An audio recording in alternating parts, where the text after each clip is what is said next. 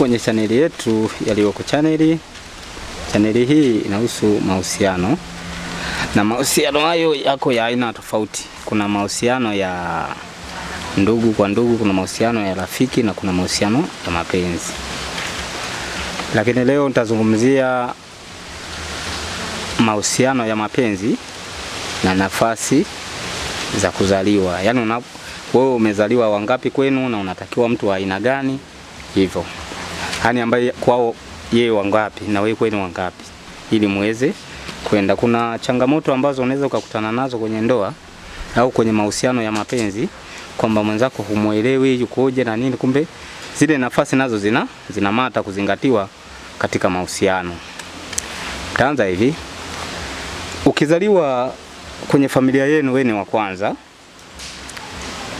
ni vizuri ukaoa wa mwisho.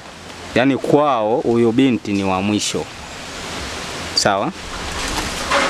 Kwa nini nasema hivyo? Kwa sababu huyu wa kwanza kuzaliwa, yeye amezaliwa na kitu uongozi. Yaani amezaliwa tu akiwa kiongozi, hivyo Mungu amempa. Huwa wana vipawa hivyo. Asilimia kubwa wana vipawa vya namna hiyo vya kuongoza. Kwa hiyo ikitokea sasa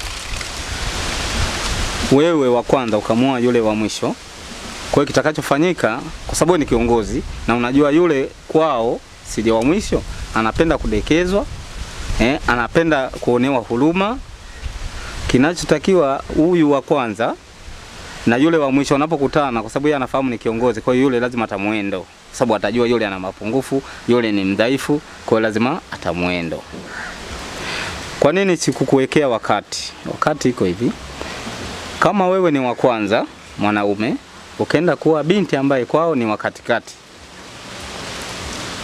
wewe utataka umuongoze. Wa katikati mara nyingi asilimia walio wengi hawapendi kuongozwa kwanza. Sawa? Ingawa utaratibu ni mwanaume amuongoze mwanamke, lakini wa katikati hawapendi kuongozwa. Ukifanya utafiti, naweza nikakwambia sehemu yoyote ulipo unaponisikia saa hizi, kama umefungua YouTube Liwoko Channel ukanikuta, kafanya utafiti huu. Sehemu yote unapoona biashara ndogo ndogo zimepangwa, jipangie watu wako 5, waulize wanaofanya hizo biashara hapo ndogo ndogo za kupanga chini. Muulize umezaliwa kwenu wangapi. Tafuta story yoyote ile ya kuongea naye, muulize. 5 tu, utakuta 4 wazima wote wamezaliwa katikati. Kwa hiyo namaanisha kwamba huyu wa katikati ana asili kwanza, huwa anaondoka nyumbani, anaenda kujitafutia sehemu mbali na nyumbani walio wengi. Umeona eh? Kwa hiyo wakati ni mtu wa mishemishe, yani ni mtu ambaye sio kukaa tu. Kwanza muda wote anawaza, yani yeye anawaza mafanikio tu, afanikiwe. Kwa sababu gani anawaza hivyo na anakuwa kwenye hali hiyo? Iko hivi. Huyo wa katikati pale nyumbani anakuwa hana nafasi. Mzazi anamwambia anawaambia hawa wengine kwamba hebu nyie msikilizeni kaka yenu au msikilizeni dada yenu, anaongelewa wa kwanza kuzaliwa. Baadaye akibadilika huyu mzazi tena anaweza akawaambia jamani, kaka yenu mdogo wenu inatakiwa ada. Kwa nini mmsaidii mdogo wenu? Nyinyi mdogo wenu anatembea bila nguo alafu nyinyi mpo kwa nini? Kwa unakuta anayetajwa pale nyumbani ni wa kwanza na wa mwisho. Ili sasa huyo wakati apate nafasi, kinachotakiwa sasa akatafute, arudi, aidha ajenge nyumba pale nyumbani au afanye kitu chochote kikubwa ili na yeye apate kuongelewa. Lakini nje hapo huyu wa katikati mara nyingi hana nafasi. Kwa hiyo cha kuzingatia, huyu wa katikati sasa, yeye kama ni wa kiume, akienda kuoa mtu wa mwisho anaweza kumcontrol. Lakini huyu wa katikati akienda kuoa mwanamke ambaye kwao ni wa kwanza, hilo ni shida.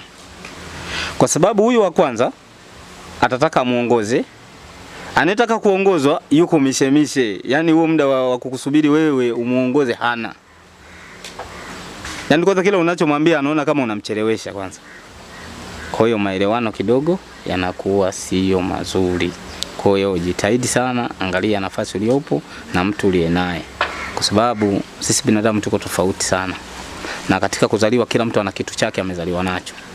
Na hizi nafasi ni za muhimu. Hicho ninachokuambia kafanye utafiti utaona. Na ukweli ndio huo naokuambia. Mtu wa katikati ni mtu ambaye mchapakazi, hakai nyumbani, mara nyingi wanatoka wanaenda kutafuta kazi sehemu nyingine. Kwa hivyo vitu vya kuzingatia. Kwa hiyo usisahau kusubscribe, kucomment, kushare na kulike. Kwa majina naitwa Jeremia Liwoko. Asante sana kwa kunisikiliza.